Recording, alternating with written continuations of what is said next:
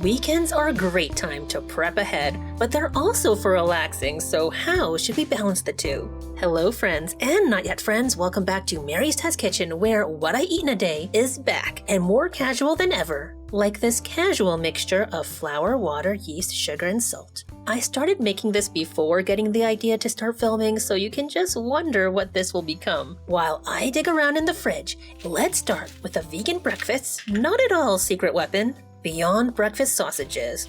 Packed with salt, fat, and flavor, it's like nature's bouillon cube, except man-made and not a cube. Then this organic, extra firm tofu. Today, I think it wants to be crumbled. Other things from the fridge that want to be eaten include this broccoli and these mushrooms. These cherry tomatoes have been begging to be picked for days now. After a quick wash and chop, they're ready for the stage. And I've got some chopped green onions as well. And a mixture of dried seasonings. No nutritional yeast because I ran out, so I've included some mushroom seasoning instead. Back to the yeasted batter, it's been sitting for about 45 minutes. Jiggly and full of gas. What a joy to plop onto a hot and greased pan over medium heat. In random sizes. Nobody say how stained this nonstick pan is. In fact, let's just cover it so you can't see with an even more stained pan. About 5 minutes later, I flip them. I like it so far, but let's cook this side for 7 minutes.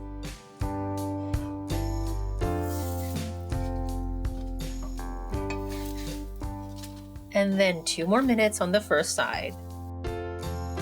Then they need to cool completely so we can see the inside and see if the nooks and crannies I'm going for will appear. Plenty of time to get this classic tofu scramble going. Same pan, I didn't clean it, still on medium heat. I just want to heat it through.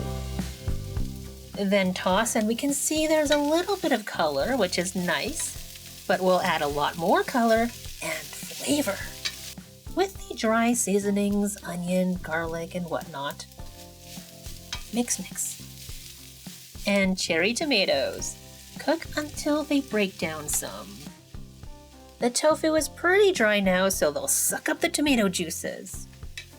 Taste test to see where we're at. It's really tasty, but a little bit dry, so I'm adding some water. And a little Bragg savory liquid seasoning. It's basically like soy sauce, but it has a different flavor than the usual Chinese type or Japanese types, and I like it for scrambles. Then adjust until it's perfect. Savory, flavorful, with just the right amount of bouncy but firm texture. I'll put it in here for now. And after a little rinse and wipe, the pan is ready for olive oil. Plus the chopped up Beyond sausage. It'll give little pops of breakfast sausage flavor from 100% plant-based ingredients and sliced onions. When it's nicely browned, it's time to add our mushrooms and broccoli. And after the mushrooms are well cooked down, I'm adding the tofu for a scrambly good time. Though I prefer my broccoli a little softer, so I'm going to add a little bit of water for steam and cover for 2 more minutes. And that is what I call a good tofu scramble.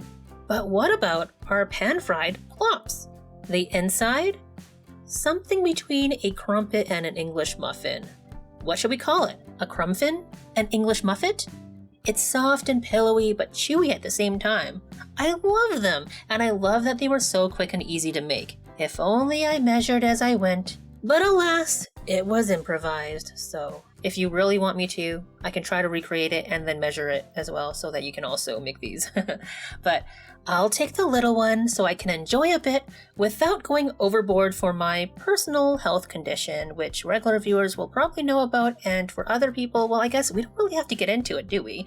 Speaking of condition, these scrambles are packed with nutrition, but the iron will be absorbed better with vitamin C. How much vitamin C is still retained in the veggies, I don't know after this cooking process, but I can make sure by serving them with fresh blueberry lime smoothies. I don't always do this, but I try to make an effort, especially for Saturday brunch. For dinner, I kept it a lot more simple. For him, white rice, topped with baked crispy tofu that was marinated in Bragg's maple syrup, garlic, onion powder, and pepper, and then baked. The greens are shredded bok choy in a little clear gravy with a bit of hoisin on top. Pretty much the same for me, except edamame instead of rice. I just love soy so much. And my soy milk maker. Actually, it's a bit of a love-hate relationship, to be honest, which is why I don't promote it. But I'm trying a dangerous thing today. Overloading the machine with a cup of beans. It's supposed to take a maximum of only like a half cup-ish, which makes for a less nutrient-dense soy milk than I'd like. I hate that restriction. But what if I don't add the maximum amount of water? Maybe it won't overflow. Well, it didn't overflow that bad. And I'll only have to do a little extra cleaning up, so I kind of feel like this was a win. I'm adding 3 cups of cold water to dilute, but it still needs a few minutes to cool before I can strain without burning my hands. Making soy milk this way compared to my usual soak the beans overnight, blend with water, strain and then cook method takes about the same amount of time, but I didn't have to pay attention to it during the cooking stage, so in a way, that saves me time. Also, I didn't have to soak the beans, so I guess that is saving a lot of time. Never mind. And the okara is cooked. Because it was blended so long, it's also not very gritty at all. Actually, I think this is going to be a very good binder for my next veggie burger or vegan chicken nuggets. As for the soy milk, we made 1.2 liters or 5 US cups, with 1 cup of Canadian-grown organic soybeans. This is going into the fridge as my multi-purpose plant milk. Being homemade and not UHT pasteurized like commercial plant milks are, it'll only last 3 days in the fridge, or if I have leftover after that, I'll freeze it. This Sunday morning with a messy kitchen and a sink full of dishes, I gave myself a break with an A&W plant-based burger. If you guys don't know, A&W is a Canadian chain. You have A&W, I think, in the US too, but it's a different chain, I think. Anyways, I don't know why. They used to have a Beyond Breakfast sandwich and a Beyond Burger as well, with its own unique seasoning that really made it taste like A&W, but they discontinued those, and this is all they have in the morning for us. A A&W plant-based burger without the mayo, which is fine because I'm going to add my own. It's similar to the Gardein Beefless Burger from the early 2010s, and they really don't have that extra A&W seasoning taste, so that sucks, but still, with our own condiments, it's pretty good. Good, but I'm not nuts about it. Unlike roasting my own. I don't know what it is, but I swear roasted nuts are better when you start with raw and bake them in your own kitchen.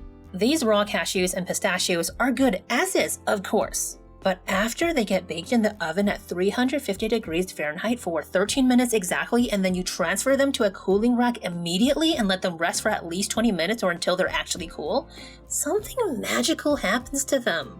Way better than pre-roasted nuts from the store. They are dangerously crispy, deliciously delicious. That nutty flavor is just totally different from the raw version. And I love it specifically to go in what I call my fruit and nut cereal, but there's actually no cereal, just frozen berries that I microwave for about a minute until they're thawed but still cold, and then add soy milk. And the crispy, crunchy nuts, sometimes coconut shreds but not today, and sometimes dried fruit for a chewy contrast, like these dried mulberries. I have to admit, it's not that pretty, but it's so good. The juicy berries, refreshing soy milk, chewy mulberry pieces, and crunchy nuts. You've got to try it. Last meal of the weekend, very similar to the other night, but this time the extra firm tofu I cut into batons, marinated, tossed in cornstarch, and baked with olive oil, then tossed with my vegan ginger beef sauce, modified so it's not as much sugar, but still really wonderful. On rice that was stir-fried with onions, garlic, and green peppers, I just try to make my plate a little less rice and a little more veggies. Plus, bok choy that was water sauteed in garlic and ginger, which is so simple, but I love this combo so much.